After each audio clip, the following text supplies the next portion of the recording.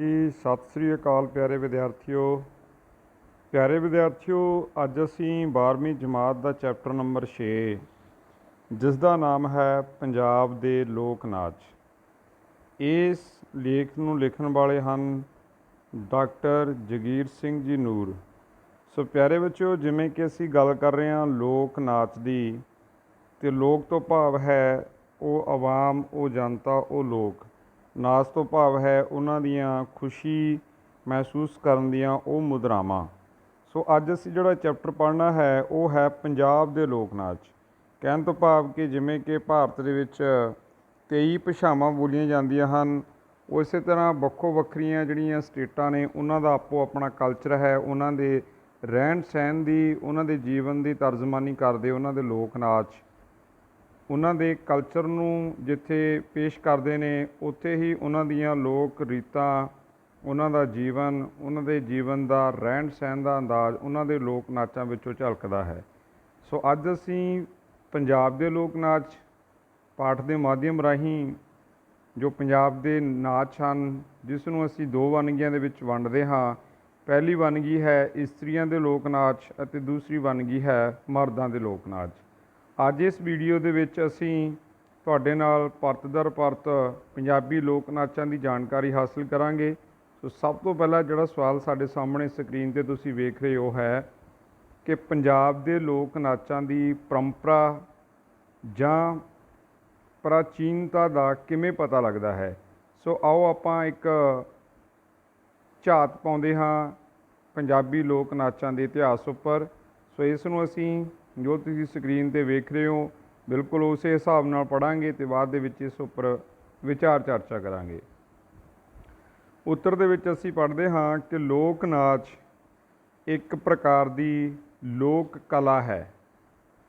ਲੋਕ ਨਾਚ ਮਨੋਰੰਜਨ ਦਾ ਸਾਧਨ ਹੀ ਨਹੀਂ, ਇਹ ਕਿਸੇ ਖਿੱਤੇ ਦੇ ਜਨ ਸਮੂਹ ਦੀ ਸਮਾਜਿਕ, ਸੱਭਿਆਚਾਰਿਕ, ਨੈਤਿਕ, ਧਾਰਮਿਕ, ਰਾਜਸੀ ਅਤੇ ਇਤਿਹਾਸਕ ਜੀਵਨ ਤੌਰ ਦੀਆਂ ਵਿਭਿੰਨ ਪਰਤਾਂ ਹਨ। ਸੋ ਪਿਆਰੇ ਬੱਚਿਓ, ਇੱਕ ਖਿੱਤਾ ਹੁੰਦਾ ਹੈ ਕਿ ਕਿਸੇ ਇਲਾਕੇ ਦੇ ਕੁਛ ਲੋਕਾਂ ਦਾ ਜਿਹੜਾ ਉਹਨਾਂ ਦਾ ਜੀਵਨ ਆ, ਉੱਥੋਂ ਦਾ ਕਲਚਰ ਕਿੱਦਾਂ ਦਾ, ਉੱਥੋਂ ਦਾ ਧਰਮ ਕਿੱਦਾਂ ਦਾ, ਉੱਥੋਂ ਦੇ ਲੋਕਾਂ ਦੀਆਂ ਨੈਤਿਕ ਕਦਰਾਂ ਕੀਮਤਾਂ ਕਿਸ ਤਰ੍ਹਾਂ ਦੀਆਂ ਹਨ, ਉਹਨਾਂ ਦਾ ਜਿਹੜਾ ਜੀਵਨ ਹੈ ਉਹਦੀ ਇਤਿਹਾਸਕ ਤੌਰ ਤੋਂ ਭਾਵ ਹੈ ਕਿ ਇਹਨਾਂ ਦਾ ਜਿਹੜਾ ਜੀਵਨ ਪਿੱਛੇ ਤੋਂ ਲੈ ਕੇ ਜਦੋਂ ਤੋਂ ਉਹ ਪਰੰਪਰਾ ਜਿਹੜੀ ਜਾਂ ਉਹ ਸਮੁਦਾਇ ਦੇ ਲੋਕ ਉੱਥੇ ਰਹਿਣਾ ਸ਼ੁਰੂ ਕੀਤਾ, ਜਾਂ ਉਹਨਾਂ ਦਾ ਜੋ ਪਿਛੋਕੜ ਹੈ ਜਿੱਥੋਂ ਚੱਲਦਾ ਆ ਰਿਹਾ, ਕਿ ਉਹ ਪਰਤ ਦਰ ਪਰਤ ਅੱਗੇ ਕਿੱਦਾਂ ਚੱਲਦਾ ਹੈ, ਉਹਨਾਂ ਦਾ ਕਲਚਰ ਕੀ ਹੈ, ਇਹਨਾਂ ਪਰਤਾਂ ਨੂੰ ਵੀ ਕਹਿੰਦੇ ਫਰੋਲਦਾ ਹੈ ਪੰਜਾਬੀ ਲੋਕ ਨਾਚ।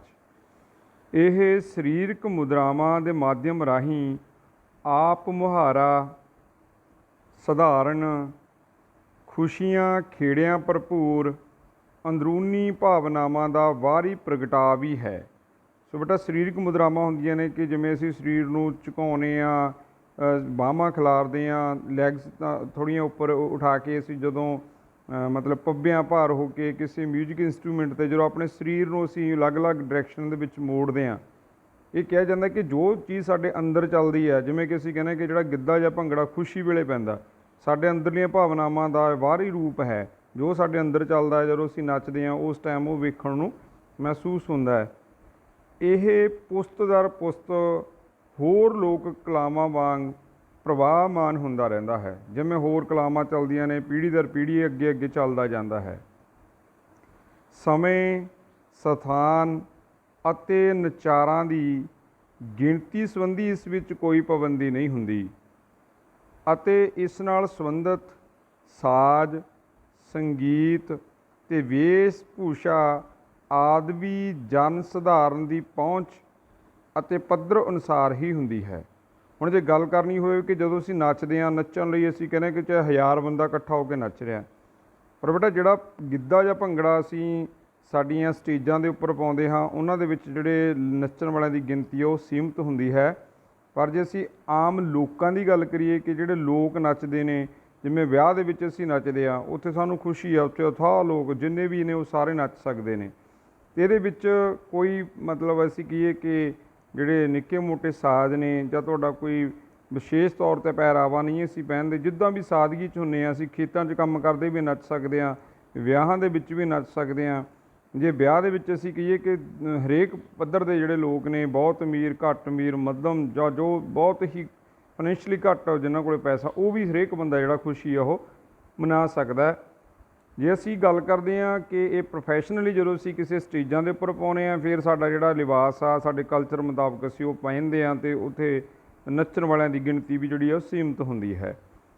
ਅੱਗੇ ਅਸੀਂ ਗੱਲ ਕਰਦੇ ਹਾਂ ਕਿ ਪੰਜਾਬ ਦੇ ਲੋਕ ਨਾਚ ਪੰਜਾਬੀਆਂ ਦੇ ਜਨ ਜੀਵਨ ਦਾ ਮਹੱਤਵਪੂਰਨ ਅੰਗ ਹਨ। ਸੋ ਜਿਹੜਾ ਪੰਜਾਬੀ ਨੇ, ਜਿਵੇਂ ਉਹਨਾਂ ਕੋਲ ਡਾਂਗਾਂ ਨੇ, ਉਹ ਦੱਸਦੇ ਨੇ ਕਿ ਦਲੇਰ ਨੇ, ਅਤੇ ਉਹ ਕਾਟੋਆਂ, ਲੁੱਡੀਆਂ, ਜੋ ਇੱਥੋਂ ਦਾ ਕਲਚਰ ਆ ਕਿ ਕਾਟੋਆਂ ਮਤਲਬ ਸਾਡੀਆਂ ਪੁਰਾਣੇ, ਜਦੋਂ ਅਸੀਂ 11ਵੀਂ ਕਲਾਸ ਦੇ ਵਿੱਚ ਪੜ੍ਹਿਆ ਕਿ ਕਾਟੋ ਹੈ ਜਿਹੜੀ, ਵੀ ਅਸੀਂ ਕਹਿੰਦੇ ਹਾਂ ਕਿ ਵੀ ਸਾਡੀ ਕਾਟੋਆ ਫੁੱਲਾਂ 'ਤੇ ਖੇਡਦੀ ਹੈ, ਮਤਲਬ ਖੁਸ਼ੀ ਦਾ ਪ੍ਰਤੀਕ ਹੈ। ਛੰਮਾਂ ਵਾਲੀ ਡਾਂਗ ਹੈ ਕਿ ਇੱਥੇ ਦੇ ਗੱਭਰੂ ਨਖੀਲੇ ਨੇ, ਢੋਲ ਵੱਜਦਾ, ਖੁਸ਼ੀ ਦਾ ਪ੍ਰਤੀਕ, ਮਤਲਬ ਕਿ ਪੰਜਾਬੀਆਂ ਦੇ ਮਨ ਦੀ ਤਰਜਮਾਨੀ ਕਰਦਾ ਜਿਹੜਾ ਲੋਕ ਨਾਚ ਭੰਗੜਾ ਹੈ। ਜੋ ਅਸੀਂ ਦੇਖਦੇ ਹਾਂ ਕਿ ਬਾਹਾਂ ਨੂੰ ਖਿਲਾਰ ਕੇ ਪਾਇਆ ਜਾਂਦਾ, ਇੱਕ ਦੂਜੇ ਦੇ ਮੋਢਿਆਂ 'ਤੇ ਚੜ੍ਹ ਕੇ ਪਾਇਆ ਜਾਂਦਾ, ਇੱਕ ਦੂਜੇ ਦੇ ਨਾਲ ਲੱਤ ਨੂੰ ਜੋੜ ਕੇ ਬਾਹਾਂ ਉੱਪਰ ਚੁੱਕ ਕੇ ਜਦੋਂ ਅਸੀਂ ਘੁੰਮਦੇ ਹਾਂ, ਮਤਲਬ ਦੱਸਿਆ ਜਾਂਦਾ ਕਿ ਜਿਹੜੇ ਪੰਜਾਬੀ ਨੇ ਕਿੱਡੇ ਖੁੱਲ੍ਹੇ ਡੁੱਲੇ ਸੁਭਾਅ ਦੇ ਮਾਲਕ ਹਨ। ਸੋ ਜਿਹੜੇ ਬੇਟਾ ਲੋਕ ਨਾਚ ਹੁੰਦੇ ਨੇ, ਇਹ ਉਹ ਆਪੋ ਆਪਣੇ ਖਿੱਤੇ ਦੀ, ਆਪੋ ਆਪਣੇ ਇਲਾਕੇ ਦੀ ਜਿਹੜੀ ਤਰਜਮਾਨੀ ਕਰਦੇ ਨੇ। ਪੰਜਾਬੀ ਨੇ ਖੁੱਲ੍ਹੇ ਡੁੱਲੇ ਨੇ, ਇਹਨਾਂ ਕੋਲ ਡਾਂਗਾਂ ਨੇ, ਸੋਟੀਆਂ ਨੇ, ਅਤੇ ਕੁੜਤੇ ਚਾਦਰੇ, ਛੰਮਾਂ ਵਾਲੀ ਜਿਹੜੀ ਡਾਂਗ ਹੈ, ਤੁਰਲੇ ਵਾਲੀ ਪੱਗ ਆ, ਗਲਾਂ ਦੇ ਵਿੱਚ ਤਵੀਤੀਆਂ ਨੇ, ਕੈਂਠੇ ਨੇ, ਪੈਰਾਂ ਵਿੱਚ ਜੁੱਤੀ ਆ, ਜੈਕਟਾਂ ਪਾਈਆਂ ਨੇ, ਚਾਦਰੇ ਲਾਏ ਨੇ। ਸੋ ਲੱਗਦਾ ਕਿ ਬੜੇ ਮਤਲਬ ਖੁੱਲ੍ਹੇ ਡੁੱਲੇ ਸੁਭਾਅ ਦੇ ਮਾਲਕ ਹਨ, ਖਾਂਦੇ ਪੀਂਦੇ ਘਰਾਂ ਦੇ ਹਨ। ਅਤੇ ਜੇ ਅਸੀਂ ਅੱਗੇ ਗੱਲ ਕਰਦੇ ਹਾਂ ਕਿ ਕਸ਼ਮੀਰੀ ਜਾਂ ਕਿਸੇ ਪਹਾੜੀ ਲੋਕ ਨਾਚ ਦੀ ਗੱਲ ਕਰੀਏ, ਉੱਥੋਂ ਦੇ ਲੋਕ ਇੱਕ ਦੂਜੇ ਦੇ ਬਾਹਾਂ ਵਿੱਚ ਬਾਹਾਂ ਪਾ ਕੇ ਜਾਂ ਇੱਕ ਦੂਜੇ ਨੂੰ ਪਿੱਛੇ ਤੋਂ ਸਪੋਰਟ ਕਰਦੇ ਹੋਏ ਗੋਲ ਝਾਰ ਦੇ ਵਿੱਚ ਨੱਚਦੇ ਨੇ, ਵੀ ਅਸੀਂ ਵੀ ਪਹਾੜ ਤੋਂ ਨੀਚੇ ਨਾ ਡਿੱਗਦੇ। ਬੜਾ ਸੰਭਲ ਕੇ ਨੱਚਿਆ ਜਾਣ ਵਾਲਾ ਲੋਕ ਨਾਚ ਹੈ ਜੋ ਪਹਾੜੀ ਇਲਾਕੇ ਦੇ ਲੋਕ ਨੱਚਦੇ ਨੇ। ਅਤੇ ਇਹ ਅਸੀਂ ਗੱਲ ਕਰੀਏ ਆਪਣੇ ਖੇਤਰੀ ਜੋ ਜਿੱਥੇ ਮੈਦਾਨੀ ਭਾਗ ਆ, ਉੱਥੋਂ ਦੇ ਲੋਕ ਨੇ ਜਿਹੜੇ ਬੜਾ ਧੂੜਾਂ ਪੱਟਦੇ ਨੇ, ਭੱਜਦੇ ਦੌੜਦੇ ਨੇ। ਸਾਡਾ ਜਿਹੜਾ ਇੱਥੋਂ ਕਲਚਰ ਵੀ ਪਤਾ ਲੱਗਦਾ ਅਤੇ ਸਾਡੀ ਸਟੇਟ ਵੀ ਰਿਪਰਜੈਂਟ ਹੁੰਦੀ ਹੈ ਕਿ ਜਿਹੜਾ ਪੰਜਾਬੀ ਲੋਕ ਨਾਚ ਆ ਕਿੰਨਾ ਝੂਮ ਕੇ, ਕਿੰਨਾ ਇਹਦੇ ਵਿੱਚ ਅਸੀਂ ਦੇਖਦੇ ਹਾਂ ਕਿ ਧੂੜਾਂ ਪੱਟ ਕੇ, ਕਿੰਨਾ ਮੋਢਿਆਂ 'ਤੇ ਚੜ੍ਹ ਕੇ, ਕਿੰਨਾ ਦੌੜ ਭੱਜ ਕੇ ਨੱਚਿਆ ਜਾਣ ਵਾਲਾ ਲੋਕ ਨਾਚ ਹੈ। ਅੱਗੇ ਅਸੀਂ ਗੱਲ ਕਰਦੇ ਹਾਂ ਕਿ ਪੰਜਾਬ ਵਿੱਚ 5000 ਪੂਰਵ ਈਸਵੀ ਤੋਂ ਲੋਕ ਨਾਚ ਨੱਚਣ ਦੀ ਪਰੰਪਰਾ ਦੇ ਪ੍ਰਮਾਣ ਮਿਲਦੇ ਹਨ। ਸੋ ਪਿਆਰੇ ਬੱਚਿਓ, ਇਹ ਦੇਖਿਆ ਕਿ 5000 ਪੂਰਵ ਈਸਵੀ ਤੋਂ ਪੰਜਾਬ ਦੇ ਵਿੱਚ ਜਿਹੜੀ ਲੋਕ ਨਾਚ ਨੱਚਣ ਦੀ ਪਰੰਪਰਾ ਦੇ ਪ੍ਰਮਾਣ ਮਿਲਦੇ ਨੇ ਕਿ ਇੱਥੋਂ ਦੇ ਲੋਕ ਸ਼ੁਰੂ ਤੋਂ ਹੀ ਨੱਚਣ ਗਾਉਣ ਵਾਲੇ ਹਨ। ਪੂਰਵ ਈਸਵੀ ਤੋਂ ਲੈ ਕੇ ਹੁਣ ਤੱਕ ਇਸ ਵਿੱਚ ਕੋਈ ਭੂਗੋਲਿਕ, ਸਮਾਜਿਕ ਅਤੇ ਵਿਸ਼ੇਸ਼ ਕਰਕੇ ਇਤਿਹਾਸਕ ਪਰਿਵਰਤਨ ਆ ਚੁੱਕੇ ਹਨ। ਅਨੇਕਾਂ ਜਨਜਾਤੀਆਂ, ਜਿਨ੍ਹਾਂ ਵਿੱਚ ਦਰਾਵੜਾਂ ਤੋਂ ਲੈ ਕੇ ਅੰਗਰੇਜ਼ਾਂ ਤੱਕ ਸ਼ਾਮਲ ਹਨ, ਨੇ ਇਸ ਖਿੱਤੇ ਦੇ ਸੱਭਿਆਚਾਰਕ ਇਤਿਹਾਸ ਨੂੰ ਨਵੀਆਂ ਦਿਸ਼ਾਵਾਂ ਪ੍ਰਦਾਨ ਕੀਤੀਆਂ। ਸੋ ਬੇਟੇ, ਜੇ ਅਸੀਂ ਗੱਲ ਕਰੀਏ ਕਿ ਜਦੋਂ ਦਰਾਵੜ ਜਾਤੀ ਦੇ ਲੋਕ, ਇੱਥੇ ਦੱਸਿਆ ਜਾਂਦਾ ਕਿ ਉਹ ਪੁਰਾਣੀ ਸਾਡੀ ਪਰੰਪਰਾ ਉੱਥੋਂ ਤੋਂ ਲੈ ਕੇ ਅਸੀਂ ਅੰਗਰੇਜ਼ਾਂ ਦੇ ਰਾਜ 'ਚ ਵੀ ਰਹੇ, ਸਾਡੇ 'ਤੇ ਮੁਗਲਾਂ ਦਾ ਵੀ ਇੱਥੇ ਰਾਜ ਰਿਹਾ, ਕਿ ਜਿਉਂ-ਜਿਉਂ ਸਾਡੇ ਉੱਪਰ ਜਿਹੜੇ ਬਾਦਸ਼ਾਹ ਜਾਂ ਜੋ ਵੀ ਸਾਡੇ ਉੱਪਰ ਰਾਜ ਕਰਤਾ ਸੀ ਉਹ ਆਉਂਦੇ ਗਏ, ਸਾਡਾ ਜਿਹੜਾ ਲੋਕ ਨਾਚ ਨੱਚਣ ਦਾ ਪਰੰਪਰਾ ਸੀ ਉਹ ਪੀੜ੍ਹੀ ਦਰ ਪੀੜ੍ਹੀ ਉੱਦਾਂ ਹੀ ਅੱਗੇ ਸਰਵਾਈਵ ਕਰਦੀ ਗਈ, ਅੱਗੇ ਚੱਲਦੀ ਗਈ। ਜੇ ਅਸੀਂ ਗੱਲ ਕਰੀਏ, ਇਸ ਨੇ ਖਿੱਤੇ ਦੇ ਸੱਭਿਆਚਾਰਕ ਇਤਿਹਾਸ ਨੂੰ ਨਵੀਆਂ ਦਿਸ਼ਾਵਾਂ ਪ੍ਰਦਾਨ ਕੀਤੀਆਂ ਹਨ। ਅਨੇਕਾਂ ਪ੍ਰਕਾਰ ਦੀ ਉਥਲ ਪੁਥਲ ਦੇ ਬਾਵਜੂਦ ਇਸ ਧਰਤੀ 'ਤੇ ਨੱਚੇ ਜਾਂਦੇ ਲੋਕ ਨਾਚਾਂ ਨੇ ਇੱਥੋਂ ਦੇ ਜਨ ਜੀਵਨ ਵਿੱਚ ਇੱਕ ਵਿਸ਼ੇਸ਼ ਕਿਸਮ ਦੀ ਧੜਕਣ ਕਾਇਮ ਰੱਖੀ ਹੈ। ਪੰਜਾਬ ਦੇ ਸਮੁੱਚੇ ਲੋਕ ਨਾਚ ਲੌਕਿਕ ਪ੍ਰਕਿਰਤੀ ਦੇ ਧਾਰਨੀ ਹਨ। ਸੋ ਪੰਜਾਬੀਆਂ ਦੇ ਉੱਪਰ ਕਿਹੋ ਜਿਹਾ ਵੀ ਅਸੀਂ ਕਹਿੰਦੇ ਸਮਾਂ ਮੰਨ ਲਓ ਕਿ ਚੱਲਿਆ ਆਇਆ, ਅਤੇ ਜਿਹੜੇ ਸਾਡੇ ਇਹ ਲੋਕ ਨਾਚ ਨੇ, ਲੋਕ ਨਾਚ ਨੱਚਣ ਦੀ ਪਰੰਪਰਾ ਕੰਟੀਨਿਊ ਇੱਦਾਂ ਹੀ ਚੱਲਦੀ ਰਹੀ। ਅਤੇ ਜੇ ਅਸੀਂ ਪੰਜਾਬੀਆਂ ਦੇ ਪਹਿਰਾਵੇ ਦੀ ਗੱਲ ਕਰੀਏ, ਜਾਂ ਪੰਜਾਬੀਆਂ ਦੇ ਹੱਥਾਂ ਵਿੱਚ ਫੜੀਆਂ ਹੋਈਆਂ ਡਾਂਗਾਂ, ਜਾਂ ਪੰਜਾਬੀਆਂ ਜਿਹੜੀਆਂ ਬੋਲੀਆਂ ਨੇ, ਜੇ ਤੁਸੀਂ 11ਵੀਂ ਜਮਾਤ ਦੇ ਵਿੱਚ ਪਿਆਰੇ ਬੱਚਿਓ, ਅਸੀਂ ਬਹੁਤ ਸਾਰੀਆਂ ਜਿਹੜੀਆਂ ਇਤਿਹਾਸਕ ਸਾਡੀਆਂ ਲੋਕ ਗੀਤ ਨੇ, ਇਤਿਹਾਸ ਨਾਲ ਜਿਹੜੀਆਂ ਜੁੜੀਆਂ ਹੋਈਆਂ ਵਾਰਾਂ ਨੇ, ਜੇ ਉਹਨਾਂ ਦਾ ਜ਼ਿਕਰ ਕਰਦੇ ਹਾਂ, ਉਹਨਾਂ ਵਾਰਾਂ ਦੇ ਵਿੱਚੋਂ ਹੀ ਅੱਗੇ ਜਾ ਕੇ ਬੋਲੀਆਂ ਬਣੀਆਂ ਨੇ। ਸੋ ਜਿਵੇਂ ਜਿਵੇਂ ਸਾਡੇ ਉੱਪਰ ਅਤਿਆਚਾਰ ਹੋਏ, ਜਿਵੇਂ ਜਿਵੇਂ ਅਸੀਂ ਲੜਾਈਆਂ ਲੜੀਆਂ, ਜਾਂ ਜਿਵੇਂ ਜਿਵੇਂ ਸਾਡੀ ਖੇਤੀਬਾੜੀ ਦੇ ਵਿੱਚ ਅਸੀਂ ਅੱਗੇ ਤਰੱਕੀ ਕੀਤੀ, ਉਹ ਹੀ ਸਾਡੇ ਲੋਕ ਨਾਚਾਂ ਦੀਆਂ ਬੋਲੀਆਂ ਦਾ ਹਿੱਸਾ ਬਣੇ ਅਤੇ ਅਸੀਂ ਉਹਨਾਂ ਚੀਜ਼ਾਂ ਨੂੰ ਹੀ ਇਹਨਾਂ ਲੋਕ ਨਾਚਾਂ ਦੇ ਵਿੱਚ ਅੰਸ਼ਿਕ ਰੂਪ 'ਤੇ ਕਿਤੇ ਨਾ ਕਿਤੇ ਪੇਸ਼ ਕਰਦੇ ਹਾਂ। ਅਤੇ ਜਿਹੜੇ ਲੋਕ ਨਾਚ ਨੇ ਸਾਡੇ ਮਨਾਂ ਦੀ, ਸਾਡੇ ਇਤਿਹਾਸ ਦੀ, ਸਾਡੀਆਂ ਜੋ ਅਸੀਂ ਲੜਾਈਆਂ ਲੜੀਆਂ, ਜੋ ਅਸੀਂ ਜਿੱਤਾਂ ਜਿੱਤੀਆਂ, ਉਹਨਾਂ ਜਿੱਤਾਂ ਨੂੰ, ਉਹਨਾਂ ਲੜਾਈਆਂ ਨੂੰ, ਉਹਨਾਂ ਆਰਥਿਕ ਤੰਗੀਆਂ ਤੋਸ਼ੀਆਂ ਨੂੰ, ਉਸ ਸਮਾਜਿਕ ਵਿਵਸਥਾ ਨੂੰ ਅਸੀਂ ਬੋਲੀਆਂ ਦੇ ਰੂਪ ਦੇ ਵਿੱਚ ਜਦੋਂ ਵੀ ਇਹ ਲੋਕ ਨਾਚਾਂ ਨੂੰ ਨੱਚਦੇ ਹਾਂ, ਉੱਥੇ ਅੰਸ਼ਿਕ ਰੂਪ ਦੇ ਵਿੱਚ ਥੋੜ੍ਹੀ ਮਾਤਰਾ ਦੇ ਵਿੱਚ ਲਾ ਲਓ, ਉਹਨਾਂ ਦੀ ਝਲਕ ਨੂੰ ਇਹਨਾਂ ਬੋਲੀਆਂ, ਇਹਨਾਂ ਨਾਚਾਂ ਦੇ ਵਿੱਚ ਜ਼ਰੂਰ ਕਿਤੇ ਨਾ ਕਿਤੇ ਅੰਕਿਤ ਕਰਦੇ ਹਾਂ। ਸੋ ਜੇ ਅਸੀਂ ਗੱਲ ਕਰੀਏ ਇਹ ਲੋਕ ਨਾਚਾਂ ਦਾ ਜਿਹੜਾ ਪਰੰਪਰਾ ਹੈ, ਇਹ ਕਦੋਂ ਤੋਂ ਕਿਵੇਂ ਨੂੰ ਚੱਲੀ। 50,000 ਪੂਰਵ ਈਸਵੀ ਤੋਂ ਲੋਕ ਨਾਚ, ਮਤਲਬ ਜੇ ਲੋਕ ਨਾਚਾਂ ਦੀ ਗੱਲ ਕਰੀਏ ਤਾਂ ਇਹਨਾਂ ਦੀ ਜਿਹੜੀ ਇਤਿਹਾਸਕ ਸਾਡੇ ਕੋਲ ਜਿਹੜੀ ਐਗਜ਼ਾਮਪਲ ਮਿਲਦੀ ਹੈ ਕਿ ਕਿਹਾ ਜਾਂਦਾ ਕਿ 50,000 ਪੂਰਵ ਈਸਵੀ ਤੋਂ ਇਹ ਜਿਹੜੇ ਲੋਕ ਨਾਚ ਨੱਚਦੇ ਆ ਰਹੇ ਹਾਂ ਅਸੀਂ। ਦਰਾਵੜ ਤੋਂ ਲੈ ਕੇ ਅੰਗਰੇਜ਼ਾਂ ਤੱਕ, ਇਹ ਦਰਾਵੜ ਜਾਤੀ ਦੀ ਸੱਭਿਅਤਾ ਤੋਂ ਲੈ ਕੇ ਅੰਗਰੇਜ਼ਾਂ ਤੱਕ ਜਿਹੜੇ ਇਹ ਸਾਡੇ ਕੋਲ ਰਿਕਾਰਡ ਮਿਲਦੇ ਨੇ ਕਿ ਇਹ ਲੋਕ ਨਾਚ ਇੱਦਾਂ ਹੀ ਪਰੰਪਰਾ ਦੇ ਰੂਪ ਦੇ ਵਿੱਚ ਨੱਚੇ ਜਾਂਦੇ ਸਨ। ਪੁਸਤ ਦਰ ਪੁਸਤ ਪ੍ਰਵਾਹਮਾਨ, ਇਹ ਮਤਲਬ ਪੀੜ੍ਹੀ ਦਰ ਪੀੜ੍ਹੀ ਜਿਹੜੇ ਲੋਕ ਨਾਚ ਨੇ ਅੱਗੇ ਚੱਲਦੇ ਗਏ। ਅੱਗੇ ਹੈ ਅੰਦਰੂਨੀ ਭਾਵਨਾਵਾਂ ਦਾ ਬਾਹਰੀ ਪ੍ਰਗਟਾ। ਜਿਵੇਂ ਅਸੀਂ ਹੁਣ ਪਹਿਲਾਂ ਗੱਲ ਕੀਤੀ ਆ ਕਿ ਸਾਡੇ ਉੱਪਰ ਜੋ ਜੋ ਵੀ ਸੰਕਟ ਆਏ, ਸਾਡੇ ਜੀਵਨ ਦੇ ਵਿੱਚ ਜੋ ਜੋ ਵੀ ਉਤਰਾਅ ਚੜ੍ਹਾਏ, ਅਸੀਂ ਸਾਰਿਆਂ ਨੂੰ ਇਹਨਾਂ ਲੋਕ ਨਾਚਾਂ ਦੇ ਵਿੱਚ ਕਿਤੇ ਨਾ ਕਿਤੇ ਪੇਸ਼ ਕਰਦੇ ਹਾਂ। ਸੋ ਪਿਆਰੇ ਬੱਚਿਓ, ਜਿਹੜਾ ਇਹ ਚੈਪਟਰ ਹੈ ਇਹ ਸ਼੍ਰੀਮਤੀ ਸਰਬਜੀਤ ਕੌਰ, ਪੰਜਾਬੀ ਲੈਕਚਰਾਰ, ਭਾਦੜਾ ਮਾਨਸਾ ਡਿਸਟ੍ਰਿਕਟ ਤੋਂ ਜਿਹੜੇ ਟੀਚਰ ਨੇ ਉਹਨਾਂ ਦੁਆਰਾ ਤਿਆਰ ਕੀਤਾ ਗਿਆ। ਸੋ ਇਹਨੂੰ ਮੈਂ ਆਪਣੀ ਆਵਾਜ਼ ਦੇ ਵਿੱਚ ਅਤੇ ਆਪਣੀ ਸਮਝ ਅਨੁਸਾਰ ਤੁਹਾਡੇ ਨਾਲ ਇਹਨੂੰ ਐਕਸਪਲੇਨ ਕਰ ਰਹੇ ਹਾਂ। ਸੋ ਅਗਲਾ ਜਿਹੜਾ ਸਵਾਲ ਹੈ ਬੱਚਿਓ, ਉਹ ਅਸੀਂ ਗੱਲ ਕਰਦੇ ਹਾਂ ਕਿ ਇਸਤਰੀਆਂ ਦੇ ਮੁੱਖ ਲੋਕ ਨਾਚਾਂ ਦਾ ਸੰਖੇਪ ਵਰਣਨ ਕਰੋ।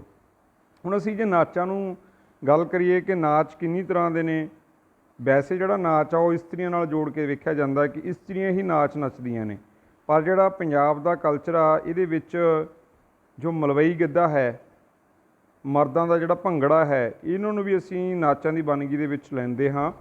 ਸੋ ਜਿਹੜੇ ਨਾਚ ਨੇ ਉਹਨਾਂ ਦੀਆਂ ਦੋ ਵੰਨਗੀਆਂ ਅਸੀਂ ਅੱਗੇ ਪੜ੍ਹਾਂਗੇ ਕਿ ਇਸਤਰੀਆਂ ਦਾ ਨਾਚ ਅਤੇ ਮਰਦਾਂ ਦਾ ਨਾਚ। ਆਓ ਅਸੀਂ ਜਾਣਦੇ ਹਾਂ ਇਸਤਰੀਆਂ ਦੇ ਲੋਕ ਨਾਚਾਂ ਬਾਰੇ। ਪੰਜਾਬ ਦੀ ਧਰਤੀ 'ਤੇ ਨੱਚੇ ਜਾਂਦੇ ਲੋਕ ਨਾਚਾਂ ਨੇ ਇੱਥੋਂ ਦੇ ਜਨ ਜੀਵਨ ਵਿੱਚ ਇੱਕ ਕਿਸਮ ਦੀ ਧੜਕਣ ਕਾਇਮ ਰੱਖੀ ਹੈ। ਪੰਜਾਬ ਦੇ ਸਮੁੱਚੇ ਲੋਕ ਨਾਚ ਲੌਕਿਕ ਪ੍ਰਕਿਰਤੀ ਦੇ ਧਾਰਨੀ ਹਨ।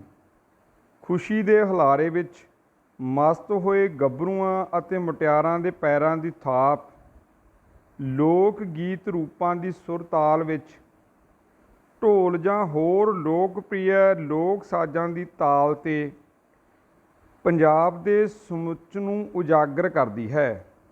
ਪੰਜਾਬ ਦੇ ਲੋਕ ਨਾਚਾਂ ਦਾ ਵਰਗੀਕਰਨ ਦੋ ਪੱਧਰਾਂ 'ਤੇ ਕੀਤਾ ਜਾ ਸਕਦਾ ਹੈ। ਸੋ ਬੱਚੇ ਤੁਸੀਂ ਵੇਖ ਸਕਦੇ ਹੋ ਪੰਜਾਬ ਦੇ ਲੋਕ ਨਾਚਾਂ ਨੂੰ ਅਸੀਂ ਦੋ ਹਿੱਸਿਆਂ ਵਿੱਚ ਵੰਡ ਕੇ ਵੇਖਦੇ ਹਾਂ, ਇਸਤਰੀਆਂ ਦੇ ਲੋਕ ਨਾਚ ਅਤੇ ਮਰਦਾਂ ਦੇ ਲੋਕ ਨਾਚ।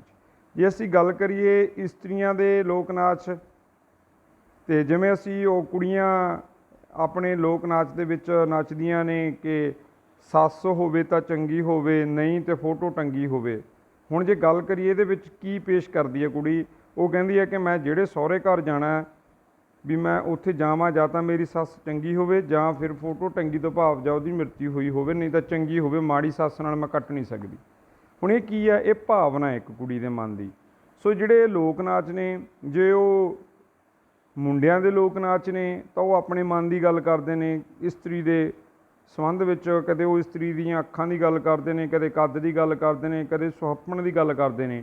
ਜੇ ਕੁੜੀਆਂ ਦੀ ਗੱਲ ਕਰੀਏ, ਕਦੇ ਸੱਸ ਦੀ ਗੱਲ ਕਰਦੀ ਆ, ਕਦੇ ਸਹੁਰੇ ਦੀ ਗੱਲ ਕਰਦੀ ਆ, ਕਿਤੇ ਆਪਣੇ ਘਰ ਵਾਲੇ ਦੀ ਗੱਲ ਕਰਦੀ ਆ, ਅਤੇ ਕਿਤੇ ਆਪਣੇ ਹੋਣ ਵਾਲੇ ਘਰ ਭਾਵ ਆਪਣੇ ਵਰ ਦੀ ਗੱਲ ਕਰਦੀ ਹੈ।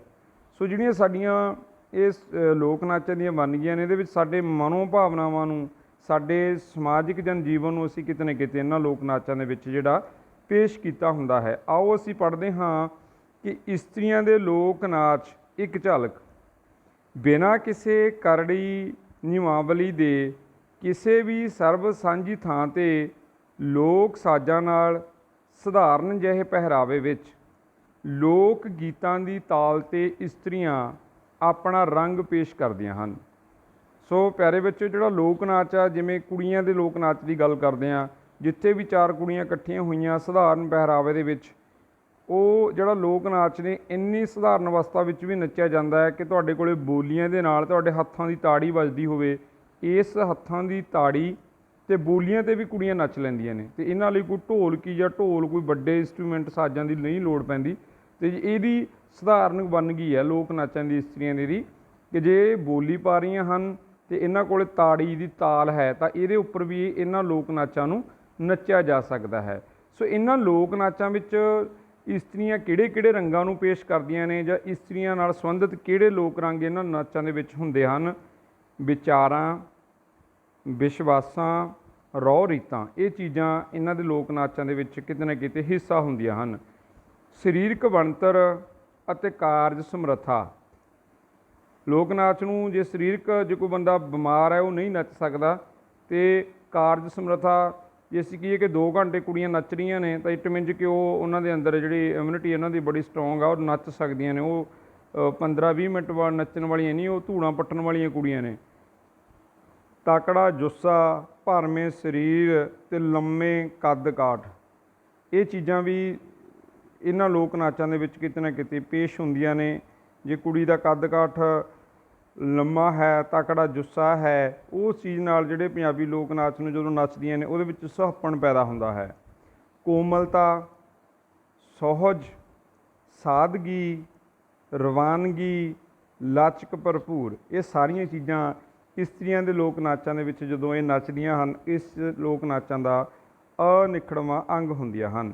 ਸੋ ਆਓ ਅਸੀਂ ਜਾਣਦੇ ਹਾਂ ਕਿ ਇਸਤਰੀਆਂ ਦੇ ਲੋਕ ਨਾਚ ਬਾਰੇ। ਪੰਜਾਬ ਵਿੱਚ ਇਸਤਰੀਆਂ ਅਤੇ ਮਰਦਾਂ ਦੁਆਰਾ ਸਾਂਝੇ ਰੂਪ ਵਿੱਚ ਲੋਕ ਨਾਚ ਨੱਚਣ ਦੀ ਪਰੰਪਰਾ ਪ੍ਰਾਚੀਨ ਕਾਲ ਵਿੱਚ ਪ੍ਰਚਲਿਤ ਨਹੀਂ ਸੀ। ਸੋ ਬੱਚਿਓ, ਪੁਰਾਣੇ ਸਮਿਆਂ ਦੇ ਵਿੱਚ ਜਿਵੇਂ ਅਸੀਂ ਅੱਜ ਕੱਲ੍ਹ ਐਗਜ਼ਾਮਪਲ ਲੈਣੀ ਹੋਵੇ ਕਿ ਜਿਵੇਂ ਆਪਾਂ ਕਿਸੇ ਨੂੰ ਮਤਲਬ ਛੋਟੇ ਜਾਂ ਵੱਡੇ ਲੈਵਲ 'ਤੇ ਨਹੀਂ ਵੇਖਦੇ, ਕਿਸੇ ਪ੍ਰਤੀ ਆਪਾਂ ਮਾੜਾ ਸ਼ਬਦ ਵੀ ਨਹੀਂ ਪੇਸ਼ ਕਰਦੇ। ਜਿਵੇਂ ਅੱਜ ਕੱਲ੍ਹ ਨਾ ਪੰਜਾਬੀ ਸੱਭਿਆਚਾਰ ਵਾਲੇ ਜਿਹੜੇ ਔਰਕੈਸਟਰਾ ਗਰੁੱਪ ਨੇ, ਉਹਨਾਂ ਦੇ ਵਿੱਚ ਮਰਦ ਅਤੇ ਔਰਤਾਂ ਇਕੱਠਿਆਂ ਨੱਚਦੇ ਨੇ।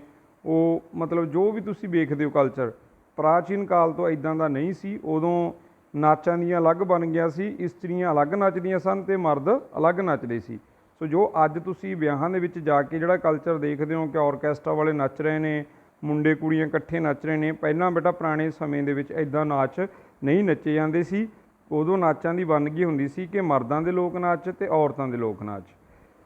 ਪਰ ਅਜੋਕੇ ਸਮੇਂ ਵਿੱਚ ਅਜਿਹੀ ਕੋਈ ਬਹੁਤੀ ਪਾਬੰਦੀ ਨਹੀਂ। ਅੱਜ ਕੱਲ੍ਹ ਅਸੀਂ ਜਦੋਂ ਵਿਆਹ ਦੇ ਵਿੱਚ ਜਾਗੋ ਕੱਢਦੇ ਹਾਂ, ਮੁੰਡੇ ਕੁੜੀਆਂ ਇਕੱਠੇ ਨੱਚਦੇ, ਪਰ ਪੁਰਾਣਿਆਂ ਸਮਿਆਂ ਦੇ ਵਿੱਚ, ਪ੍ਰਾਚੀਨ ਕਾਲ ਦੇ ਵਿੱਚ ਇਹ ਵਿਵਸਥਾ ਨਹੀਂ ਸੀ। ਇਸਤਰੀਆਂ ਵੱਖਰੇ ਲੋਕ ਨਾਚ ਨੱਚ ਕੇ ਮਨ ਪਰਚਾਵਾ ਕਰਦੀਆਂ ਸਨ। ਇਸਤਰੀਆਂ ਅਲੱਗ ਤੋਂ ਨਾਚ ਨੱਚਿਆ ਕਰਦੀਆਂ ਸਨ।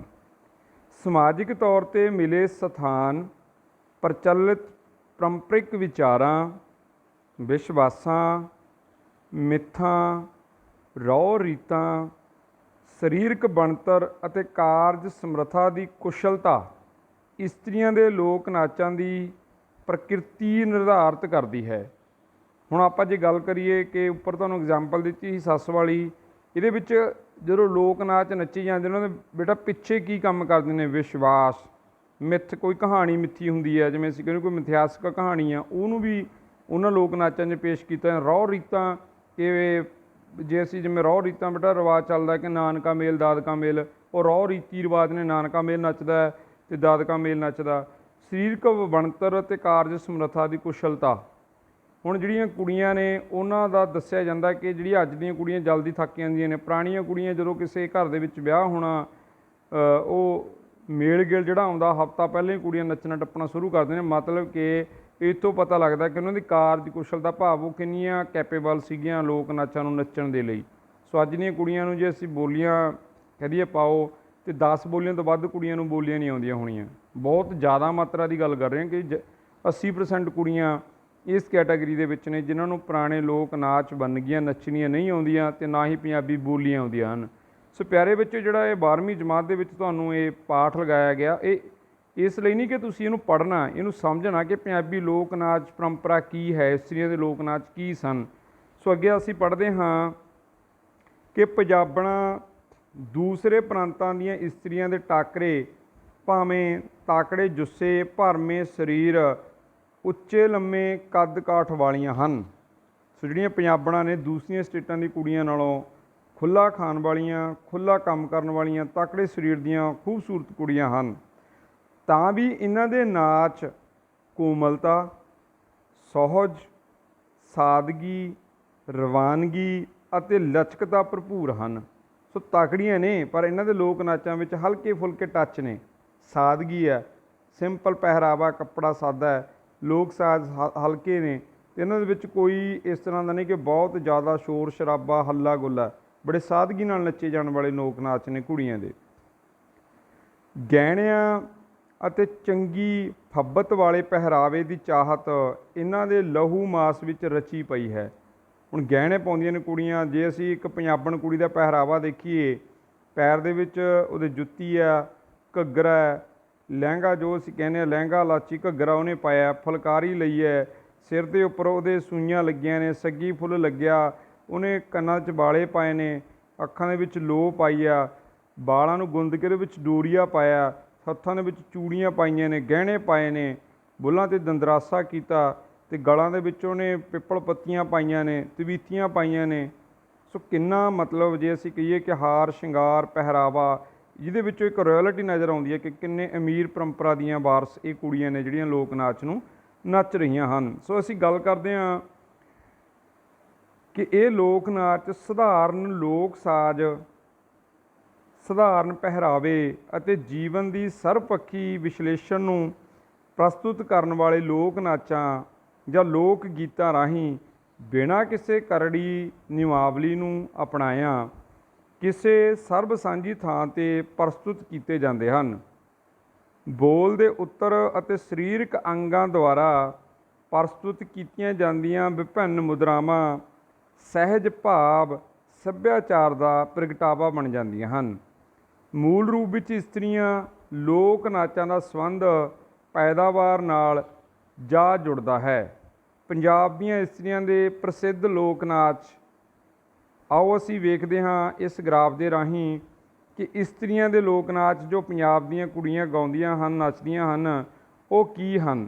ਜੇ ਅਸੀਂ ਉੱਪਰ ਦੇਖਦੇ ਹਾਂ ਤਾਂ ਪਹਿਲੇ ਖਾਨੇ ਦੇ ਵਿੱਚ ਹੈ ਸੰਮੀ, ਉਸ ਤੋਂ ਅਸੀਂ ਸੱਜੇ ਹੱਥ ਨੀਚੇ ਆਉਂਦੇ ਹਾਂ ਤਾਂ ਹੈ ਲੁੱਡੀ, ਉਸ ਤੋਂ ਅਸੀਂ ਨੀਚੇ ਸੰਮੀ ਦੇ ਬਿਲਕੁਲ ਨੀਚੇ ਵੇਖਦੇ ਹਾਂ ਤਾਂ ਹੈ ਕਿੱਕਲੀ, ਕਿੱਕਲੀ ਤੋਂ ਅਸੀਂ ਖੱਬੇ ਹੱਥ ਵੇਖਦੇ ਹਾਂ ਉੱਪਰ ਤਾਂ ਹੈ ਗਿੱਧਾ।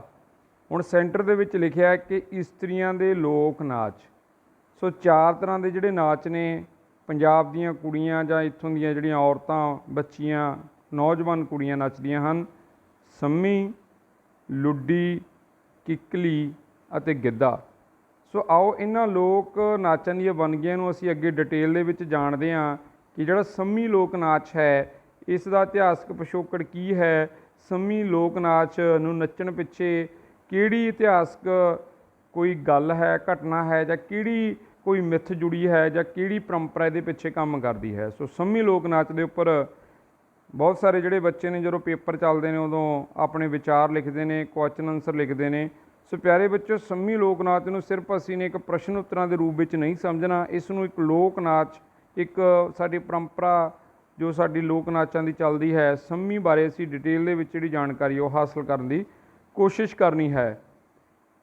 ਸੰਮੀ ਕੀ ਹੈ ਕਿ ਇਸਤਰੀਆਂ ਦੇ ਪ੍ਰਸਿੱਧ ਲੋਕ ਨਾਚਾਂ ਵਿੱਚੋਂ ਸੰਮੀ ਇੱਕ ਲੋਕ ਨਾਚ ਹੈ। ਇਹ ਲੋਕ ਨਾਚ ਸਾਡੇ ਪੰਜਾਬ ਦੇ ਪੱਛਮੀ ਭਾਗ ਜੋ ਹੁਣ ਪਾਕਿਸਤਾਨ ਵਿੱਚ ਹੈ ਦੀਆਂ 12 ਦੇ ਇਲਾਕਿਆਂ ਵਿੱਚ ਪ੍ਰਚਲਿਤ ਰਿਹਾ। ਇਹ ਬੇਟਾ ਜਿਵੇਂ ਸੰਦਲਵਾਰ, ਜੰਗੀਵਾਰ ਜਿਹੜੇ ਉਸ ਟਾਈਮ ਦੇ ਪਾਕਿਸਤਾਨ ਦੇ ਜਿਹੜੇ ਦਰਿਆਵਾਂ ਦੇ ਕਿਨਾਰੇ ਵਸੇ ਹੋਏ ਲੋਕਾਂ ਦੇ ਇਲਾਕੇ ਸਨ, ਇਹ ਉਹਨਾਂ ਨੂੰ 12 ਕਿਹਾ ਜਾਂਦਾ ਹੈ। ਬਾਰ ਦੇ ਲੋਕਾਂ ਦਾ ਆਪਣਾ ਵਿਲੱਖਣ ਸਮਾਜਿਕ ਸੱਭਿਆਚਾਰਕ ਇਤਿਹਾਸ ਹੈ। ਹੁਣ ਜਿਹੜੇ ਬਾਰ ਦੇ ਉਹ ਇਲਾਕੇ ਨੇ ਉਹ ਜੰਗਲੀ ਇਲਾਕੇ ਸਨ, ਉਹਦੇ ਲਾਗੇ ਨਦੀਆਂ ਸਨ, ਉੱਥੋਂ ਦੇ ਲੋਕਾਂ ਨੂੰ ਲੁੱਟਣ ਵਾਲੇ ਵੀ ਆਉਂਦੇ ਸਨ, ਕੁਝ ਉਹਨਾਂ ਦੇ ਵਿੱਚੋਂ ਧਨਾਟ ਲੋਕ ਵੀ ਸਨ, ਕੁਝ ਗਰੀਬ ਲੋਕ ਵੀ ਸਨ। ਇਹ ਸਾਰਾ ਕਲਚਰ ਉਹਨਾਂ ਦੀਆਂ ਲੋਕ ਨਾਚਾਂ ਦੇ ਵਿੱਚ ਕਿਤੇ ਨਾ ਕਿਤੇ ਅੰਸ਼ਕ ਰੂਪ ਦੇ ਵਿੱਚ ਸਮਾਇਆ ਹੁੰਦਾ ਹੈ।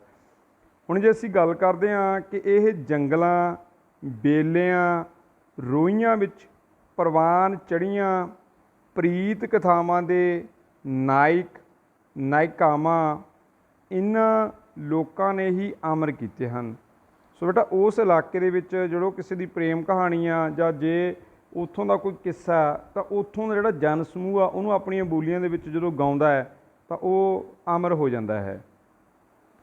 ਸੰਮੀ ਲੋਕ ਨਾਚ ਦੇ ਜਨਮ ਅਤੇ ਪ੍ਰਫੁੱਲਤ ਹੋਣ ਸੰਬੰਧੀ ਵੀ ਕਈ ਧਾਰਨਾਵਾਂ ਅਤੇ ਦੰਤ ਕਥਾਵਾਂ ਪ੍ਰਚਲਿਤ ਹਨ। ਬੇਟਾ ਜਿਹੜਾ ਲੋਕ ਨਾਚ ਨੱਚਿਆ ਜਾਂਦਾ ਨਾ ਉਹਦੇ ਨਾਲ ਕੋਈ ਨਾ ਕੋਈ ਪਰੰਪਰਾ, ਕੋਈ ਨਾ ਕੋਈ ਦੰਤ ਕਥਾਵਾਂ, ਜਿਵੇਂ ਅਸੀਂ ਕਹਿੰਦੇ ਵੀ ਲੋਕਾਂ ਨੇ ਕੋਈ ਦੱਸਤਾ ਵੀ ਇਹਦੇ ਵਿੱਚ ਇੱਕ ਦੈਵਿਕ ਗੁਣ ਸੀਗਾ ਜਾਂ ਇਹ ਕਿਸੇ ਪਾਵਰ ਲਈ, ਕਿਸੇ ਸ਼ਕਤੀ ਲਈ ਜਾਂ ਕਿਸੇ ਨੂੰ ਧਿਆਉਣ ਲਈ ਇਹ ਜਿਹੜਾ ਨਾਚ ਨੱਚਿਆ ਜਾਂਦਾ, ਜੇ ਇਹਦੇ ਪਿੱਛੇ ਕੋਈ ਨਾ ਕੋਈ ਜ਼ਰੂਰ ਲੌਜਿਕ ਆ ਕਿ ਨਾਚ ਕਿਉਂ ਕੀਤਾ ਜਾਂਦਾ। ਇੱਕ ਧਾਰਨਾ ਇਹ ਹੈ ਕਿ ਸੰਮੀ ਨਾਂ ਦੇ ਦਰਖਤ ਦੀ ਲੱਕੜ, ਹੁਣ ਇੱਕ ਰੁੱਖ ਬਣਾਤਾ ਸੰਮੀ ਨਾਂ ਦਾ ਰੁੱਖ, ਦੀ ਲੱਕੜ ਦੀ ਅੱਗ ਬਾਲ ਕੇ ਉਸ ਸੰਮੀ ਨਾਂ ਦੇ ਰੁੱਖ ਦੀ ਲੱਕੜ ਨੂੰ ਮਤਲਬ ਅੱਗ ਲਗਾ ਕੇ ਉਸ ਦੇ ਦੁਆਲੇ ਨੱਚਣ ਵਾਲੇ ਨਾਚ ਦਾ ਨਾਂ ਸੰਮੀ ਪ੍ਰਚਲਿਤ ਹੋ ਗਿਆ। ਹੁਣ ਕਈ ਵਾਰੀ ਤੁਹਾਨੂੰ ਸਵਾਲ ਆਉਂਦਾ ਕਿ ਸੰਮੀ ਨਾਂ ਕਿਸ ਤੋਂ ਪਿਆ ਹੈ। ਉਹਦੇ ਵਿੱਚ ਇੱਕ ਰੁੱਖ ਵੀ ਆ ਸਕਦਾ, ਇੱਕ ਵਿਅਕਤੀ ਵੀ ਆ ਸਕਦਾ, ਇੱਕ ਕਿੱਤਾ ਵੀ ਆ ਸਕਦਾ, ਇੱਕ ਪਰੰਪਰਾ ਵੀ। ਤਾਂ ਤੁਸੀਂ ਜਿਹੜਾ ਟਿਕ ਕਰਕੇ ਆਉਣਾ ਉਹ ਕਰਕੇ ਆਵਾਂਗੇ ਸੰਮੀ ਨਾਂ ਦੇ ਰੁੱਖ ਕਰਕੇ, ਉਹਦੀ ਲੱਕੜ ਕਰਕੇ ਜਾਂ ਉਹਨੂੰ ਅੱਗ ਬਾਲਣ ਕਰਕੇ। ਇਹ ਧਾਰਨਾ ਪੂਜਾ ਅਰਚਨਾ 'ਤੇ ਆਧਾਰਿਤ ਹੈ। ਸੋ ਬੇਟਾ ਅਗਨੀ ਬਾਲ ਕੇ ਉਹਦੇ ਆਲੇ ਦੁਆਲੇ ਡਾਂਸ ਕਰਨਾ, ਝੂਮਣਾ, ਕੁਝ ਮੁਦਰਾਵਾਂ ਕਰਨੀਆਂ, ਇਹਨੂੰ ਵੀ ਅਸੀਂ ਸੰਮੀ ਦੇ ਇਤਿਹਾਸਕ ਪਿਛੋਕੜ ਨਾਲ ਜੋੜਦੇ ਹਾਂ। ਦੂਜੀ ਧਾਰਨਾ, ਇੱਕ ਹੋਰ ਧਾਰਨਾ ਕੀ ਹੈ? ਦੂਜੀ ਧਾਰਨਾ ਉਸ ਦੰਤ ਕਥਾ 'ਤੇ ਆਧਾਰਿਤ ਹੈ ਜਿਸ ਵਿੱਚ ਇਹ ਦੱਸਿਆ ਗਿਆ ਹੈ ਕਿ ਇੰਦਰ ਦੇ ਅਖਾੜੇ ਦੀ ਸੁੰਦਰੀ, ਜਿਹਨੂੰ ਅਪਸਰਾ ਕਹਿੰਦੇ ਆ, ਦਾ ਇੱਕ ਪਿੰਡ ਦੇ ਸਰੋਵਰ ਵਿੱਚ ਨਹਾਉਣਾ ਅਤੇ ਉਸ ਦੇ ਸੁਹੱਪਣ ਤੋਂ ਪ੍ਰੇਰਿਤ ਹੋ ਕੇ ਉਸ ਜਿਹਾ ਬਣਨ ਦੀ ਲਾਲਸਾ ਹਿੱਤ ਉਸ ਪਿੰਡ ਦੀ ਸੰਮੀ ਨਾਂ ਦੀ ਕੁੜੀ ਦਾ ਵੀ ਅਜਿਹਾ ਕਰਨ ਤੋਂ ਇਸ ਤਰ੍ਹਾਂ ਸੰਮੀ ਦੇ ਵਾਰ-ਵਾਰ ਨੱਚਣ ਸਦਕਾ ਇਹ ਨਾਚ ਦਾ ਨਾਂ ਸੰਮੀ ਨਾਚ ਪੈ ਗਿਆ। ਹੁਣ ਕਿਹਾ ਜਾਂਦਾ ਹੈ ਕਿ ਇੰਦਰ ਦੇਵ ਦੇ ਅਖਾੜੇ ਦੇ ਵਿੱਚ ਬੜੀਆਂ ਖੂਬਸੂਰਤ ਪਰੀਆਂ ਅਪਸਰਾ ਰਹਿੰਦੀਆਂ ਸੀ। ਉਹ ਇੱਕ ਕੁੜੀ ਨੇ ਦੇਖਿਆ ਕਿ ਜਿਹੜੀ ਅਪਸਰਾ ਹੈ ਉਹ ਕਿਸੇ ਦਰਿਆ ਦੇ ਕਿਨਾਰੇ ਨਹਾ ਰਹੀ ਹੈ। ਉਹ ਕਹਿੰਦੇ ਵੀ ਉਹਦੇ ਵਰਗੀ ਬਣਨ ਲਈ ਉਸ ਦਰਿਆ ਦੇ ਕਿਨਾਰੇ ਜਦੋਂ ਨੱਚਦੀ ਆ, ਸਰੋਵਰ ਦੇ ਕਿਨਾਰੇ ਨੱਚਦੀ ਆ, ਸੰਮੀ ਨਾਂ ਦੀ ਕੁੜੀ ਸੀ ਉਹ, ਅਤੇ ਇਹ ਉਹਦੇ ਨੱਚਣ ਕਰਕੇ ਵੀ ਇਹ ਜਿਹੜਾ ਨਾਚ ਦਾ ਨਾਮ ਆ ਉਹ ਸੰਮੀ ਪੈ ਗਿਆ। ਅਗਲੀ ਜਿਹੜੀ ਸੀ ਇਹਦੇ ਨਾਲ ਜੁੜੀ ਹੋਈ ਕੋਈ ਪਰੰਪਰਾ ਹੋਰ ਦੇਖਦੇ ਹਾਂ। ਤੀਜੀ ਧਾਰਨਾ ਹੈ ਸੰਮੀ ਲੋਕ ਨਾਚ ਦੀ। ਤੀਜੀ ਧਾਰਨਾ ਕੀ ਹੈ? ਤੀਜੀ ਧਾਰਨਾ ਹੈ ਗੜ੍ਹ ਮੰਡਿਆਲੇ ਦੇ ਜਗੀਰਦਾਰ ਦੀ ਸੁੰਦਰ ਪੁੱਤਰੀ ਸੰਮੀ। ਹੁਣ ਇਹ ਗੜ੍ਹ ਮੰਡਿਆਲੇ ਦੇ ਜਗੀਰਦਾਰ, ਉੱਥੋਂ ਦੇ ਤਕੜੇ ਜਿਹੜੇ ਵਿਅਕਤੀ ਸੀ ਜਗੀਰਾਂ ਵਾਲੇ, ਜਗੀਰਦਾਰ ਦੀ ਸੁੰਦਰ ਪੁੱਤਰੀ, ਉਹਦਾ ਨਾਮ ਕੀ ਹੈ? ਸੰਮੀ। ਅਤੇ ਉਸ ਦੇ ਇਲਾਕੇ ਦੇ ਰਜਵਾੜੇ ਦੇ ਪੁੱਤਰ, ਉੱਥੋਂ ਦਾ ਕੋਈ ਤਕੜਾ ਜਿਹੜਾ ਰਜਵਾੜਾ ਜਿਹਦੇ ਕੋਲ ਬਹੁਤ ਜਾਇਦਾਦ ਸੀ ਜਾਂ ਰਾਜੇ ਟਾਈਪ ਦੇ ਜਿਹੜੇ ਲੋਕ ਸੀ, ਰਜਵਾੜੇ ਦੇ ਪੁੱਤਰ ਢੋਲੇ ਦੀ ਪ੍ਰੀਤ ਕਥਾ 'ਤੇ ਆਧਾਰਿਤ ਹੈ ਵੀ ਉਹ ਜਿਹੜੀ ਗੜ੍ਹ ਮੰਡਿਆਲੇ ਦੇ ਜਗੀਰਦਾਰ ਦੀ ਪੁੱਤਰੀ ਸੰਮੀ ਅਤੇ ਉਸੇ ਇਲਾਕੇ ਦਾ ਇੱਕ ਵਿਅਕਤੀ ਹੈ ਜਿਹੜਾ ਰਜਵਾੜੇ ਦੇ ਪੁੱਤਰ, ਉਹਦਾ ਨਾਮ ਹੈ ਢੋਲੇ। ਵੀ ਕਹਿੰਦੇ ਉਹਨਾਂ ਦੀ ਪ੍ਰੀਤ ਕਥਾ 'ਤੇ ਆਧਾਰਿਤ ਇਹ ਲੋਕ ਨਾਚ ਹੈ, ਜਿਸ ਵਿੱਚ ਢੋਲੇ ਦੇ ਵਿਜੋਗ ਵਿੱਚ, ਜਦੋਂ ਹੁਣ ਢੋਲੇ ਦਾ ਅਸੀਂ ਕਹਿੰਦੇ ਵੀ ਉਹਨਾਂ ਦਾ ਵਿਛੋੜਾ ਹੋ ਗਿਆ, ਜਿਸ ਵਿੱਚ ਢੋਲੇ ਦੇ ਵਿਜੋਗ ਵਿੱਚ ਸੰਮੀ ਨੱਚ ਫਾਵੀ ਹੋ ਜਾਂਦੀ ਹੈ। ਜਿਵੇਂ ਅਸੀਂ ਕਹਿੰਦੇ ਹਾਂ ਕਿ ਅਸੀਂ ਕਿਸੇ ਦੇ ਨਾਚ ਨੂੰ ਨੱਚਦੇ ਇੰਨੇ ਕਮਲੇ ਹੋ ਜਾਂਦੇ ਹਾਂ, ਇੰਨੇ ਮਸਤ ਹੋ ਜਾਂਦੇ ਹਾਂ, ਜਾਂ ਇਸ ਤਰ੍ਹਾਂ ਝੂਮਦੇ ਹਾਂ, ਜਾਂ ਕਿਸੇ ਦੀ ਯਾਦ ਨੂੰ ਸਮਰਪਿਤ ਹੋ ਜਾਂਦੇ ਹਾਂ ਕਿ ਅਸੀਂ ਆਪਦਾ ਸੁੱਧ ਬੁੱਧ ਖੋ ਲੈਂਦੇ ਹਾਂ। ਇਸ ਤਰ੍ਹਾਂ ਹੋਰ ਵੀ ਕਈ ਕਥਾ ਬਿਰਤਾਂਤ ਮਿਲਦੇ ਹਨ ਜਿਨ੍ਹਾਂ ਦਾ ਸਾਰ ਭਾਵ ਪ੍ਰੀਤ, ਮਿਲਣੀ, ਸੰਜੋਗ, ਵਿਜੋਗ। ਇਸ ਸੰਬੰਧ ਵਿੱਚ ਇਸ ਖੇਤਰ ਵਿੱਚ ਬਹੁਤ ਸਾਰੇ ਲੋਕ ਗੀਤ ਵੀ ਪ੍ਰਚਲਿਤ ਰਹੇ ਹਨ। ਸੋ ਬੱਚਿਓ, ਜੇ ਅਸੀਂ ਸੰਮੀ ਲੋਕ ਨਾਚ ਦੇ ਇਤਿਹਾਸਕ ਪਿਛੋਕੜ ਦੀ ਗੱਲ ਕਰੀਏ ਤਾਂ ਉਹਦੇ ਨਾਲ ਜੁੜੀਆਂ ਹੋਈਆਂ 3 ਧਾਰਨਾਵਾਂ ਜਿਹੜੀਆਂ ਤੁਹਾਡੇ ਨਾਲ ਸਾਂਝੀਆਂ ਕੀਤੀਆਂ ਨੇ। ਕਈ ਵਾਰੀ ਅਸੀਂ ਜਦੋਂ ਕਿਤੇ ਪ੍ਰੋਜੈਕਟ ਫਾਈਲ ਬਣਾਉਂਦੇ ਹਾਂ ਅਤੇ ਅਸੀਂ ਕੋਈ ਰਿਪੋਰਟ ਰਾਈਟ ਕਰਦੇ ਹਾਂ ਬੇਟਾ, ਉੱਥੇ ਇਹਨਾਂ ਗੱਲਾਂ ਦੇ ਜਿਹੜੇ ਹਵਾਲੇ ਜੇਕਰ ਅਸੀਂ ਦੇ ਕੇ ਆਪਣਾ ਉੱਤਰ ਲਿਖਦੇ ਹਾਂ ਤਾਂ ਜਿਹੜੇ ਤੁਹਾਡੇ ਮਾਰਕਸ ਨੇ ਉਹ ਬਹੁਤ ਅੱਛੇ ਆ ਸਕਦੇ ਹਨ। ਸੋ ਅੱਗੇ ਅਸੀਂ ਪੜ੍ਹਦੇ ਹਾਂ ਕਿ ਸੰਮੀ ਲੋਕ ਨਾਚ ਦੇ ਜਨਮ ਅਤੇ ਪ੍ਰਫੁੱਲਿਤ ਹੋਣ ਸੰਬੰਧੀ ਧਾਰਨਾਵਾਂ ਅਸੀਂ ਉੱਪਰ ਪੜ੍ਹੀਆਂ ਨੇ। 3 ਧਾਰਨਾਵਾਂ ਦਾ ਅਸੀਂ ਜ਼ਿਕਰ ਕੀਤਾ, ਇਹਨੂੰ ਦੁਬਾਰਾ ਅਸੀਂ ਤੁਹਾਡਾ ਧਿਆਨ ਉੱਥੇ ਲੈ ਕੇ ਜਾਂਦੇ ਹਾਂ। ਇਹ ਜਿਹੜਾ ਚਾਰਟ ਤੁਸੀਂ ਵੇਖ ਰਹੇ ਹੋ, ਸਭ ਤੋਂ ਉੱਪਰ ਅਸੀਂ ਕੁਐਸਚਨ ਰੱਖਿਆ ਕਿ ਕਿਹੜੀਆਂ ਧਾਰਨਾਵਾਂ ਦੇ ਆਧਾਰ 'ਤੇ ਸੰਮੀ ਲੋਕ ਨਾਚ ਨੱਚਿਆ ਜਾਂਦਾ ਹੈ। ਅਸੀਂ ਬਿਲਕੁਲ ਲੈਫਟ ਸਾਈਡ ਤੋਂ ਦੇਖਦੇ ਹਾਂ। ਸੰਮੀ ਨਾਂ ਦੇ ਦਰਖਤ ਦੀ ਲੱਕੜ ਦੀ ਅੱਗ ਬਾਲ ਕੇ ਉਸ ਦੁਆਲੇ ਨੱਚਣ ਵਾਲੇ ਨਾਚ ਦਾ ਨਾਂ ਸੰਮੀ ਪਿਆ। ਹੁਣ ਰੁੱਖ ਨਾਲ ਸੰਬੰਧਿਤ ਆ ਗਿਆ, ਸੰਮੀ ਨਾਂ ਦੇ ਰੁੱਖ ਨਾਲ ਸੰਬੰਧਿਤ ਹੋਣ ਕਰਕੇ ਇਹਨੂੰ ਸੰਮੀ ਲੋਕ ਨਾਚ ਕਹਿੰਦੇ ਹਨ। ਦੂਸਰਾ ਜਿਹੜਾ ਇਹਦਾ ਹਵਾਲਾ ਮਿਲਦਾ ਇਤਿਹਾਸਕ, ਉਹ ਹੈ ਕਿ ਇੰਦਰ ਦੇ ਅਖਾੜੇ ਦੀ ਸੁੰਦਰੀ ਜਿਹਾ ਵਰਣ ਦੀ ਲਾਲਸਾ ਹਿੱਤ ਸੰਮੀ ਨਾਂ ਦੀ ਇੱਕ ਕੁੜੀ ਦੇ ਵਾਰ-ਵਾਰ ਨੱਚਣ ਸਦਕਾ ਇਹ ਜਿਹੜਾ ਸੰਮੀ ਲੋਕ ਨਾਚ ਦਾ ਨਾਮ ਪਿਆ ਸੰਮੀ। ਅਤੇ ਅਗਲਾ ਜਿਹੜਾ ਹੈ ਉਹ ਹੈ ਢੋਲੇ ਦੀ ਪ੍ਰੀਤ ਕਥਾ 'ਤੇ ਆਧਾਰਿਤ। ਇਹ ਜਿਹੜਾ ਆਪਾਂ ਹੁਣੀ ਗੱਲ ਕਰੀਏ ਰਜਵਾੜੇ ਦੇ ਪੁੱਤਰ ਆ ਜਿਹੜਾ ਢੋਲਾ, ਉਹਦੀ ਪ੍ਰੀਤ ਕਥਾ, ਉਹ ਢੋਲੇ ਦੇ ਵਿਜੋਗ ਦੇ ਵਿੱਚ ਜਿਹੜੀ ਝੂਮ ਝੂਮ ਕੇ ਨੱਚਦੀ ਆ ਸੰਮੀ ਨਾਂ ਦੀ ਕੁੜੀ। ਢੋਲੇ ਦੀ ਪ੍ਰੀਤ ਕਥਾ 'ਤੇ ਆਧਾਰਿਤ ਜਿਸ ਵਿੱਚ ਢੋਲੇ ਦੇ ਵਿਜੋਗ ਵਿੱਚ ਸੰਮੀ ਦਾ ਨੱਚ ਨੱਚ ਫਾਵੀ ਹੋਣਾ, ਇਸ ਕਰਕੇ ਕਹਿੰਦੇ ਜਿਹੜਾ ਲੋਕ ਨਾਚ ਸੰਮੀ ਆ ਇਹਦਾ ਨਾਮ ਸੰਮੀ ਹੋਣ ਦੇ ਵਿੱਚ ਆਇਆ। ਸੋ ਪਿਆਰੇ ਵਿੱਚੋਂ ਜਦੋਂ ਅਸੀਂ ਇਤਿਹਾਸਕ ਪਿਛੋਕੜ ਦੇਖਦੇ ਹਾਂ ਕਿਸੇ ਵੀ ਲੋਕ ਨਾਚ ਦਾ, ਉਹਦੇ ਪਿੱਛੇ ਕੋਈ ਨਾ ਕੋਈ ਜਿਹੜਾ ਲੌਜਿਕ, ਕੋਈ ਨਾ ਕੋਈ ਦੰਤ ਕਥਾ, ਕੋਈ ਨਾ ਕੋਈ ਪਰੰਪਰਾ, ਕੋਈ ਨਾ ਕੋਈ ਧਾਰਨਾ ਜਿਹੜੀ ਕੰਮ ਕਰਦੀ ਹੈ। ਸੋ ਜਦੋਂ ਵੀ ਤੁਸੀਂ ਉੱਤਰ ਲਿਖਣਾ ਹੈ ਤਾਂ ਇਹਨਾਂ ਤਿੰਨੇ ਚਾਰੇ ਜਿਹੜੇ ਮੇਨ ਪੁਆਇੰਟ 3 ਬਣਦੇ ਨੇ, ਇਹਨਾਂ ਦਾ ਹਵਾਲਾ ਦੇ ਕੇ ਜਦੋਂ ਤੁਸੀਂ ਆਪਣਾ ਆਨਸਰ ਲਿਖੋਗੇ ਤਾਂ ਉਹਦੇ ਜਿਹੜੇ ਮਾਰਕਸ ਨੇ ਤੁਹਾਨੂੰ ਦੂਸਰੇ ਸਰਲ ਉੱਤਰਾਂ ਦੇ ਅਕੋਰਡਿੰਗ ਤੁਹਾਨੂੰ ਅੱਛੇ ਮਾਰਕਸ ਜਿਹੜੇ ਉਹਦੇ ਮਿਲ ਸਕਦੇ ਹਨ। ਸੇ ਅੱਗੇ ਅਸੀਂ ਗੱਲ ਕਰੀਏ ਕਿ ਸੰਮੀ ਲੋਕ ਨਾਚ ਨੂੰ ਨੱਚਣ ਦੀਆਂ ਮੁਦਰਾਵਾਂ ਕੀ ਹਨ। ਮੁਦਰਾਵਾਂ ਹੁੰਦੀਆਂ ਨੇ ਬੇਟਾ ਤੁਹਾਡੇ ਸਰੀਰ ਦੀ ਮੁਦਰਾ, ਤੁਸੀਂ ਕਿਸ ਤਰ੍ਹਾਂ ਦੇ ਅੰਗ ਪ੍ਰਦਰਸ਼ਨ ਕਿੱਦਾਂ ਕਰਦੇ ਹੋ, ਬਾਹਾਂ ਕਿੱਦਾਂ ਨੇ, ਤੁਹਾਡੇ ਲੈਗਸ ਕਿੱਦਾਂ ਨੇ, ਅੱਖਾਂ ਕਿੱਦਾਂ ਨੇ, ਚਿਹਰੇ ਦੇ ਮੂਵਮੈਂਟ, ਹਾਵ ਭਾਵ ਕੀ ਨੇ, ਉਹ ਮੁਦਰਾਵਾਂ ਦੇ ਵਿੱਚ ਆਉਂਦਾ ਹੈ। ਇਸ ਦੀਆਂ ਮੁਦਰਾਵਾਂ ਗਿੱਧੇ ਤੋਂ ਭਿੰਨ ਹੁੰਦੀਆਂ ਹਨ। ਜਿਵੇਂ ਗਿੱਧਾ ਤਾੜੀ ਮਾਰ ਕੇ ਕੁੜੀਆਂ ਸਰਕਲ 'ਚ ਪਾਉਂਦੀਆਂ ਨੇ, ਪਰ ਇਹ ਕਿੱਦਾਂ ਹੁੰਦਾ, ਗਿੱਧੇ ਦੀਆਂ ਮੁਦਰਾਵਾਂ ਵਾਜਵੀਆਂ ਹੁੰਦੀਆਂ ਹਨ। ਮਤਲਬ ਉਹਦੇ ਕੁਝ ਨਾ ਕੁਝ ਸਟੈਪ ਨੇ, ਉੱਦਾਂ ਉੱਦਾਂ ਕਰਕੇ ਗਿੱਧੇ ਦੇ ਵਿੱਚ ਬੋਲੀ ਖਤਮ ਹੋਣ 'ਤੇ ਆਪਣੀ ਥਾਂ 'ਤੇ ਚਲੇ ਜਾਣਾ ਹੁੰਦਾ ਹੈ। ਗਿੱਧੇ ਦੀਆਂ ਮੁਦਰਾਵਾਂ ਵਾਜਵੀਆਂ ਹੁੰਦੀਆਂ ਹਨ, ਜਦ ਕਿ ਸੰਮੀ ਨਾਚ ਵਿੱਚ ਮੁਦਰਾਵਾਂ ਸਥਾਨਿਕ ਭੇਦ ਸਦਕਾ ਵਾਜਵੀਆਂ ਨਹੀਂ ਰਹਿੰਦੀਆਂ। ਸਥਾਨਕ ਮਤਲਬ ਹਰੇਕ ਇਲਾਕੇ ਦੇ ਵਿੱਚ ਸੰਮੀ ਨੂੰ ਅਲੱਗ-ਅਲੱਗ ਤਰ੍ਹਾਂ ਨੱਚਿਆ ਜਾਂਦਾ ਹੈ। ਸੰਮੀ ਲੋਕ ਨਾਚ ਨੱਚਦੀਆਂ ਕੁਝ ਕੁ ਇਸਤਰੀਆਂ ਖਲੋ ਕੇ ਉੱਪਰ ਵੱਲ ਹੱਥ ਅਤੇ ਬਾਹਾਂ ਕਰਦੀਆਂ ਹਨ। ਜਿਵੇਂ ਆਪਾਂ ਕਹੀਏ ਸਟੇਟ ਖੜ੍ਹ ਕੇ ਉੱਪਰ ਵੱਲ ਉਹਨਾਂ ਨੇ ਹੱਥ ਜਾਂ ਬਾਹਾਂ ਚੁੱਕ ਲਈਆਂ, ਅਤੇ ਫਿਰ ਕਿਸੇ ਪੰਛੀ ਨੂੰ ਆਵਾਜ਼ ਮਾਰਨ ਦਾ ਸੰਕੇਤ ਕਰਦੀਆਂ ਹੋਈਆਂ। ਜਿਵੇਂ ਆਪਾਂ ਕਹੀਏ ਵੀ ਆ ਜਾ ਆ ਜਾ, ਆਪਾਂ ਕਿਸੇ ਨੂੰ ਕਰਦੇ ਹਾਂ ਉੱਪਰ ਨੂੰ ਹੱਥ ਕਰਕੇ ਉਂਗਲਾਂ ਨੂੰ ਥੋੜ੍ਹਾ ਨੀਚੇ ਨੂੰ ਕਰਨਾ, ਜਿਵੇਂ ਕਿਸੇ ਨੂੰ ਆਪਣੇ ਵੱਲ ਬੁਲਾਉਂਦੇ ਆ। ਕਿਹਨੂੰ ਬੁਲਾਉਂਦੀਆਂ ਨੇ, ਜਿਵੇਂ ਕੋਈ ਉੱਪਰ ਉੱਡਦੇ ਜਾਂਦੇ ਨੇ ਪੰਛੀਆਂ ਨੂੰ ਥੱਲੇ ਨੂੰ ਹੱਥ ਮਾਰਦੀਆਂ ਹੋਣ। ਗੀਤ ਦੇ ਇਹ ਬੋਲ ਸੁਰੀਲੀ ਆਵਾਜ਼ ਵਿੱਚ ਅਲਾਪਦੀਆਂ ਹਨ। ਕਿਹੜੇ ਬੋਲ ਬੋਲਦੀਆਂ ਹਨ? ਖਲੀ ਦੇਨੀਆ ਸੁਨੇਹੜਾ, ਵੀ ਖੜ ਜਾ ਮੈਂ ਤੈਨੂੰ ਇੱਕ ਸੁਨੇਹਾ ਦਿੰਦੀ ਹਾਂ। ਖਲੀ ਦੇਨੀਆ ਸੁਨੇਹੜਾ ਇਸ ਬਟੇਰੇ ਨੂੰ, ਬਟੇਰਾ ਬੇਟਾ ਜਿਹੜਾ ਤਿੱਤਰ ਤੋਂ ਛੋਟਾ ਹੁੰਦਾ, ਜੇ ਅਸੀਂ ਗੱਲ ਕਰੀਏ ਇਹ ਦੱਸਿਆ ਜਾਂਦਾ ਕਿ ਉਸ ਇਲਾਕੇ ਦੇ ਵਿੱਚ ਜਿੱਥੇ ਟਿੱਬੇ ਹੋਣਗੇ, ਝਾੜੀਆਂ ਹੋਣਗੀਆਂ, ਉੱਥੇ ਬਟੇਰੇ ਹੁੰਦੇ ਨੇ। ਇਹ ਪਤਾ ਲੱਗਦਾ ਕਿ ਕਿਸ ਖਿੱਤੇ ਦੀਆਂ ਕੁੜੀਆਂ ਇਹ ਗੀਤ ਗਾ ਰਹੀਆਂ ਨੇ। ਖਲੀ ਦੇਨੀਆ ਸੁਨੇਹੜਾ, ਖਲੀ ਦੇਨੀਆ ਸੁਨੇਹੜਾ ਇਸ ਬਟੇਰੇ ਨੂੰ, ਅੱਲਾ ਖੈਰ ਸੁਣਾਵੇ ਸੱਜਣ ਮੇਰੇ ਨੂੰ, ਕਿ ਅੱਲਾ ਤੇਰੀ ਜੇ ਰਹਿਮਤ ਹੋਵੇ ਤਾਂ ਮੇਰਾ ਸੁਨੇਹਾ ਮੇਰੇ ਸੱਜਣ ਤੱਕ ਇਹ ਲੈ ਕੇ ਜਾਵੇ ਬਟੇਰਾ।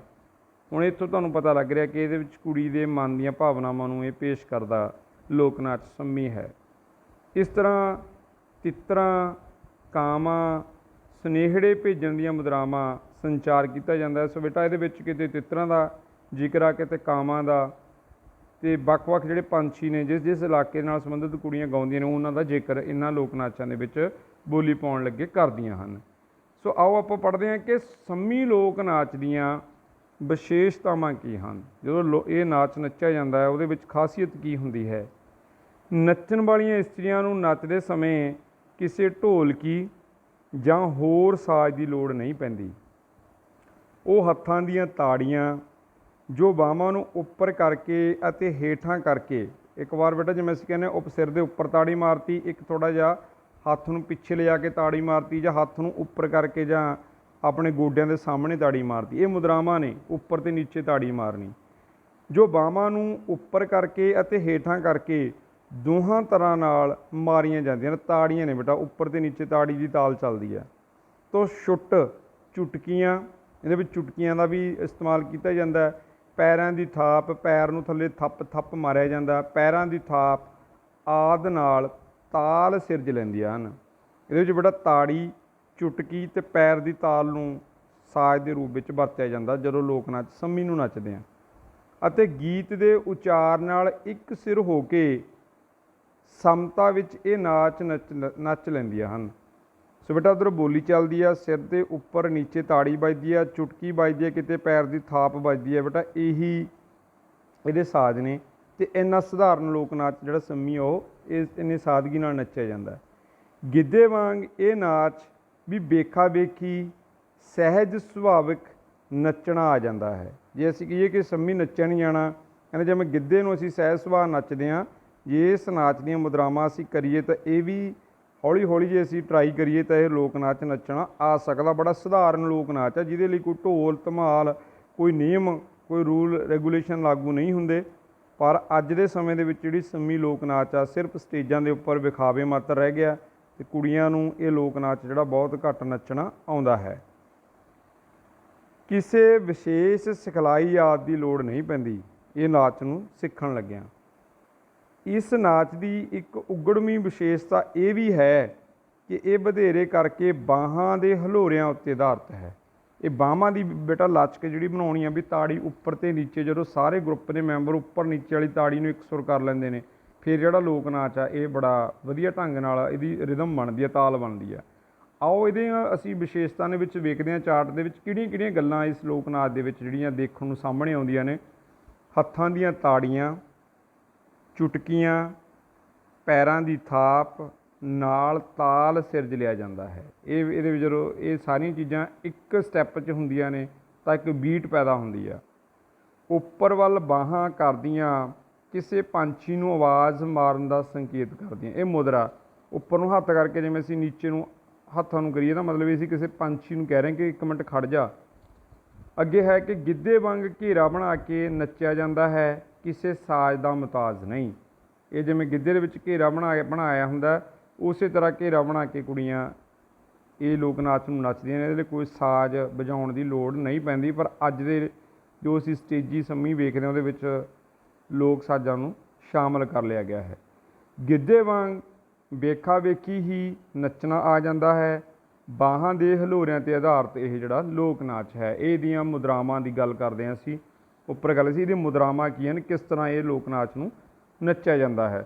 ਸੋ ਪਿਆਰੇ ਵਿੱਚ ਇਹਨੂੰ ਅਸੀਂ ਪਾਠ ਦੇ ਇੱਕ ਜਿਵੇਂ ਪ੍ਰਸ਼ਨ ਦਾ ਉੱਤਰ ਆ ਉੱਦਾਂ ਵੀ ਪੜ੍ਹ ਸਕਦੇ ਸੀ, ਪਰ ਇਹ ਵੀਡੀਓ ਲੰਮੀ ਜ਼ਰੂਰ ਹੋ ਜੂਗੀ। ਇਹਦੇ ਵਿੱਚ ਅਸੀਂ ਡਿਟੇਲ 'ਚ ਗੱਲ ਕਰਦੇ ਹਾਂ ਕਿਉਂਕਿ ਐਸੇ ਜਿਹੜੇ ਲੋਕ ਨਾਚਾਂ ਦੀਆਂ ਵੰਨਗੀਆਂ ਲਗਭਗ ਅਲੋਪ ਹੋਣ ਦੀ ਤਾਦਾਦ 'ਤੇ ਨੇ। ਇਹਨਾਂ ਬਾਰੇ ਖੁੱਲ੍ਹ ਕੇ ਵਿਚਾਰ ਚਰਚਾ ਕਰਨਾ ਹੀ ਇੱਕ ਪੰਜਾਬੀ ਵਿਸ਼ੇ ਦੇ ਅਧਿਆਪਕ ਦੀ ਮੋਰਲ ਡਿਊਟੀ ਬਣਦੀ ਹੈ।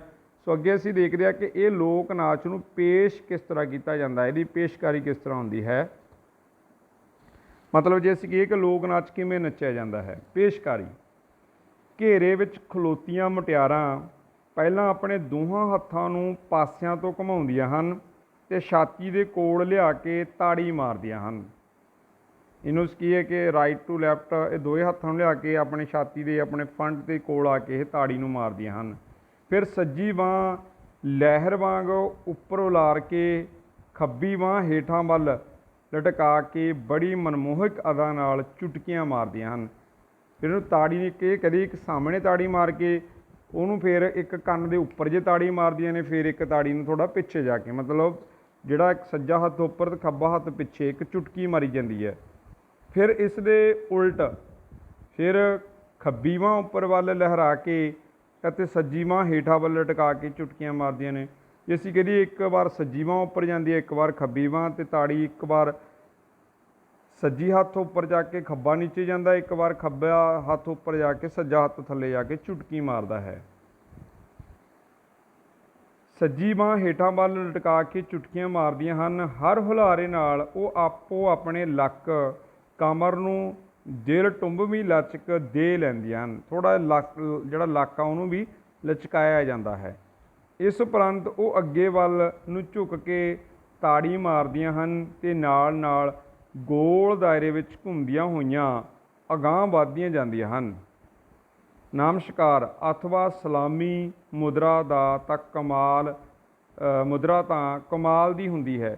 ਜਦੋਂ ਉਹ ਝੁਕ ਕੇ ਬੇਟਾ ਕਿਸੇ ਨੂੰ, ਜਿਵੇਂ ਅਸੀਂ ਨਮਸਕਾਰ ਕਰਦੇ ਹਾਂ ਕਿਸੇ ਨੂੰ ਅਸੀਂ ਨਮਸਤੇ ਕਹਿੰਦੇ ਹਾਂ, ਇਹ ਇੱਦਾਂ ਮੰਨ ਲਓ ਕਿ ਕਿਸੇ ਨੂੰ ਸਤਿ ਸ੍ਰੀ ਅਕਾਲ ਬੁਲਾਉਣ ਦੇ ਸਮਾਨ ਹੁੰਦਾ ਹੈ ਜਦੋਂ ਇਹ ਲੋਕ ਨਾਚ ਨੂੰ ਉਹ ਕੁੜੀਆਂ ਨੱਚਦੀਆਂ ਹਨ।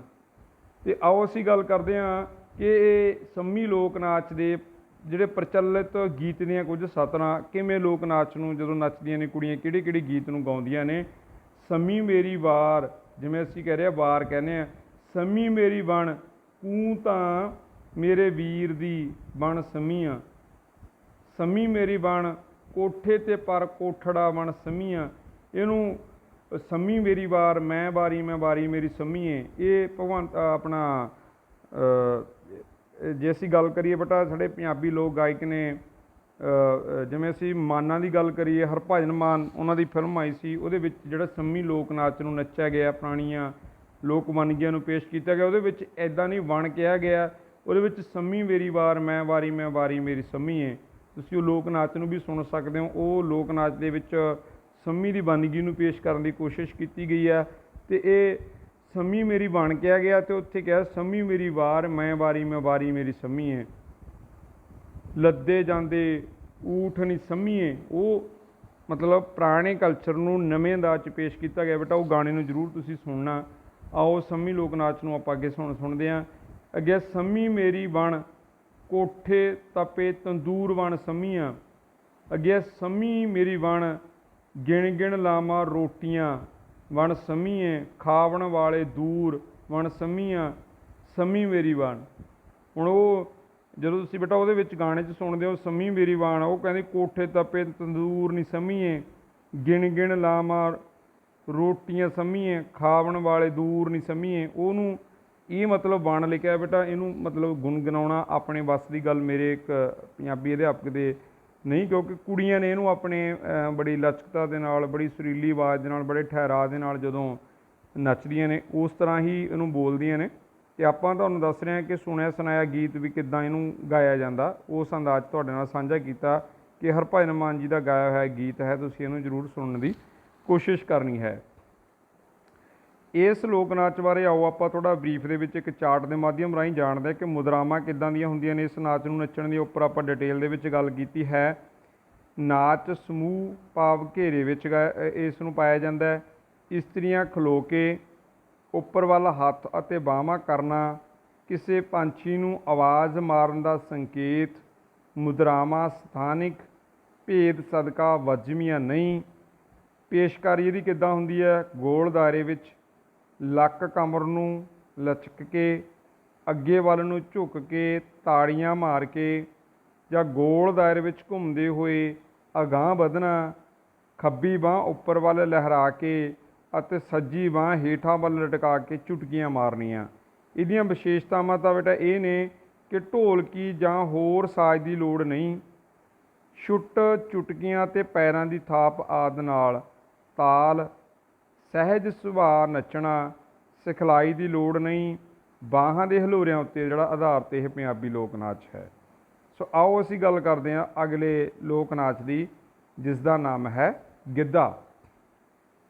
ਗਿੱਧਾ ਸਮੁੱਚੇ ਪੰਜਾਬ ਦੀਆਂ ਇਸਤਰੀਆਂ ਦੇ ਚਾਵਾਂ, ਉਮੰਗਾਂ, ਬਲਬਲਿਆਂ ਅਤੇ ਉਲਾਸ ਭਾਵਾਂ ਨੂੰ ਪ੍ਰਗਟ ਕਰਨ ਵਾਲਾ ਹਰਮਨ ਪਿਆਰਾ ਲੋਕ ਨਾਚ ਹੈ। ਸਦੀਆਂ ਤੋਂ ਇਸ ਲੋਕ ਨਾਚ ਦੀ ਪੰਜਾਬੀ ਜਨ ਜੀਵਨ ਵਿੱਚ ਵਿਸ਼ੇਸ਼ ਥਾਂ ਬਣੀ ਹੈ। ਸੋ ਪਿਆਰੇ ਬੱਚਿਓ, ਜਿਵੇਂ ਕਿ ਵੀਡੀਓ ਆਪਾਂ ਬਹੁਤ ਜਿਹੜੀ ਪਹਿਲਾਂ ਵੀ ਉੱਪਰ ਲੰਮੀ ਹੋ ਗਈ, ਹੁਣ ਟਰਾਈ ਕਰਦੇ ਹਾਂ ਜਿਹੜਾ ਪੰਜਾਬੀ ਲੋਕ ਨਾਚ ਗਿੱਧਾ ਆਪਾਂ ਇਸ ਵੀਡੀਓ ਦੇ ਅਗਲੇ ਭਾਗ ਵਿੱਚ ਤੁਹਾਡੇ ਨਾਲ ਸ਼ੇਅਰ ਕਰਦੇ ਹਾਂ। ਸੋ ਇਸ ਵੀਡੀਓ ਨੂੰ ਆਪਾਂ ਇੱਥੇ ਹੀ ਰੋਕਦੇ ਹਾਂ। ਅਗਲੀ ਵੀਡੀਓ ਦੇ ਵਿੱਚ ਅਸੀਂ ਗੱਲ ਕਰਦੇ ਹਾਂ ਪੰਜਾਬੀ ਲੋਕ ਨਾਚ ਗਿੱਧੇ ਦੀ।